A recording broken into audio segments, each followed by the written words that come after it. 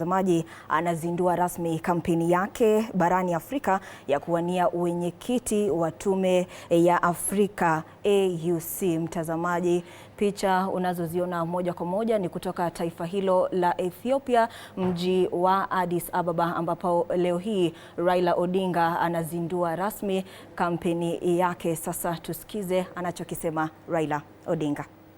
At the airport for 3 hours to get clearance over Tanzania, DRC, Zambia, Botswana, and Namibia itself. So these are self-imposed restrictions on our continent. This is what we call the low-hanging fruits that you can harvest without a problem. But these are still there as a challenge. These are some of the problems that we were dealing with when I was there. And saying that this means a challenge that we need to deal with going forward. Then, in the continent, we have the youth. The youth is the biggest asset that we have in our continent. The African continent is a young continent because 70% of our youth are below the age of 5. This can be either an asset or it can also be a challenge. Because the youth, if they are not empowered, they become a drag on the economy. They become drug addicts. They become criminals. And they become a drag on the economy. But if they're empowered with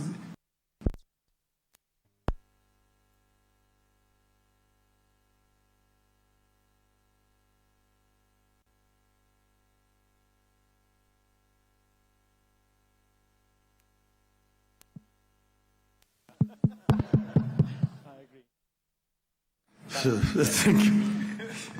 Thank you. So, our youth are the biggest resource that we have in the continent. But we first need to give the youth the requisite tools that they require to be able to create wealth for our continent. This is another major challenge to us. This is what other countries have done. This is what China did.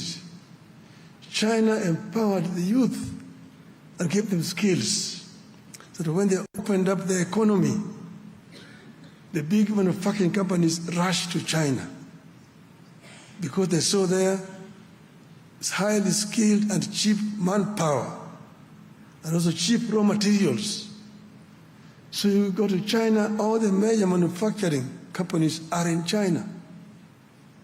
The automobile, Mercedes is there, BMW is there, Volkswagen is there, Peugeot is there, Citroën, Volvo, Ford, Toyota, Nissan, Hyundai, all of them are in China. In Germany, they tell me it is cheaper to manufacture a Mercedes-Benz in China and ship it back to Germany than the one manufactured in Stuttgart, Germany. That enabled China to move 600 million people from poverty to middle income status. So China is today no longer the cheapest destination because most of the people, a gap is left down there underneath which Africa can fill. Because China has the cheap raw materials, but those raw materials are made with original raw materials from Africa. You have cheap industrial materials. You have got steel, you have got copper, you have got na mtazamaji moja kwa